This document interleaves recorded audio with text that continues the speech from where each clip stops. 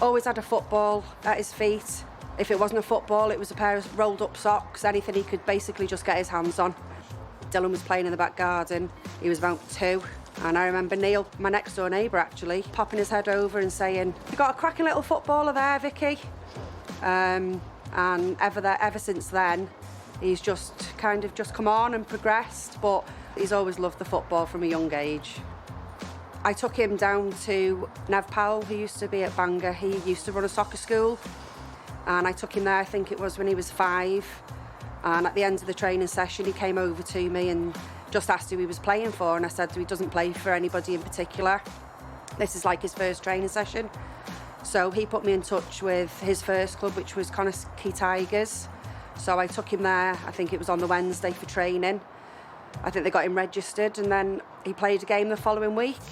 Tro cyntaf welis I Dylan yn chwarae pêl-droed oedd mewn twrnament pêl-droed Elwyn Owen oedd o lawr yn Ysgol Sealand, a hogyn bach 7 mlwydd oed gyda shorts lawr heibio I penegluniau, a dyna fo ar y cae, oedd o'n sefyll allan ar ben pawb, hogyn bach efo lot o sgil, oedd o'n hogyn gyflym ac oedd o'n sgorio goliau fel oedd o just peth normal iddo fo.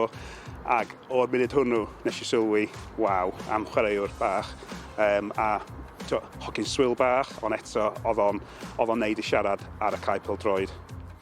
He was at Manchester United at a young age, got picked up by the Flintshire schoolboys at 9, which he really enjoyed. We had a great 2 years of Flintshire schoolboys. They won the treble, which was fantastic. And then from there, come into the Wales setup. So he's been in and around the Wales setup probably for the last 7 or 8 years. Dos I ar draws Dylan Levitt pan oedd o 9 oed, oedd o'n ysgol y Gwynedd Flint, ac oedd y prifathro wedi deithau bod hwn yn hogyn arbennig. Ac oedd o'i ddewis I chwarae tîm ysgolion cynradd Flint o dan oed, blwyddyn 5, felly oedd gynnal 2 flynedd I chwarae ni.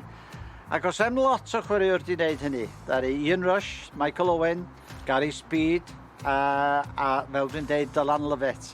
A hefyd, Tom Lawrence, ddaru o chwarae 2 flynedd. A ddaru chwarae'n arbennig o dda, ddaru ni ennill y tarian cenedlaethol ysgolion Cymru, ac oedd o'n o am 2 flynedd.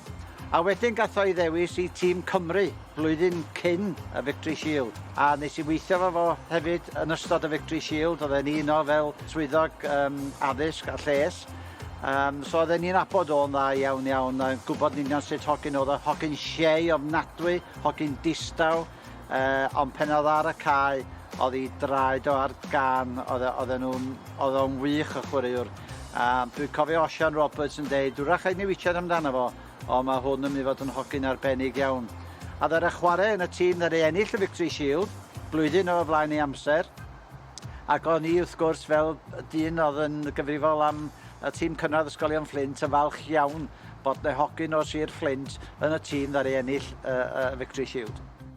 Ysgol Gwynedd oedd ysgol gynradd Dylan, a fel pennaeth yr ysgol rwan, mae cymuned yr ysgol, mae cymuned y tre mor falch o be mae Dylan wedi wneud trwy ei yrfa pêl-droed ers bod yn hogyn ifanc I fyny at rwan yn chwarae Dundee United.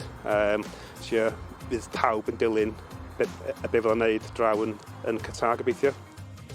When you think of all the players from Flintshire, Gary Speed, Kevin Ratcliffe, Ian Rush, who's from the same hometown as Dylan, you know, it's absolutely what an amazing achievement for him that he could be the first player from Flintshire to go to the World Cup. How fantastic would that be?